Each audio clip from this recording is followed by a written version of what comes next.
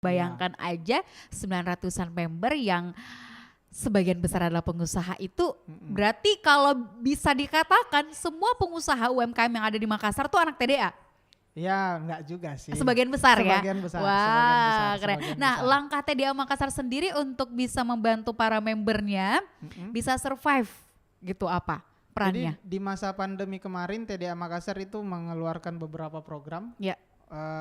Jadi kalau di TDA memang fokusnya kita untuk pengembangan teman-teman. Jadi tujuannya bagaimana TDA hadir sebagai wadah untuk memberikan ruang bertumbuh. Ya.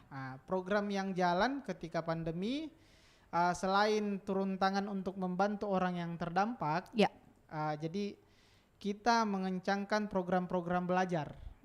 Program-program Seperti belajar. apa itu?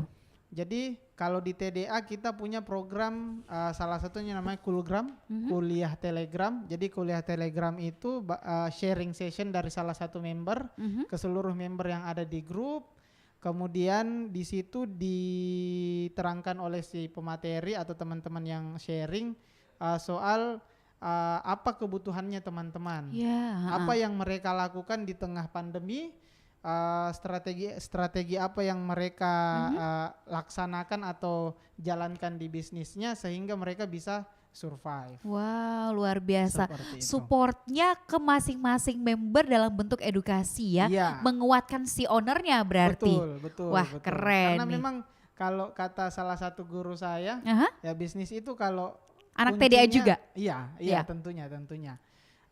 Bisnis itu kuncinya sebenarnya di ownernya, di foundernya atau CEO atau pemiliknya.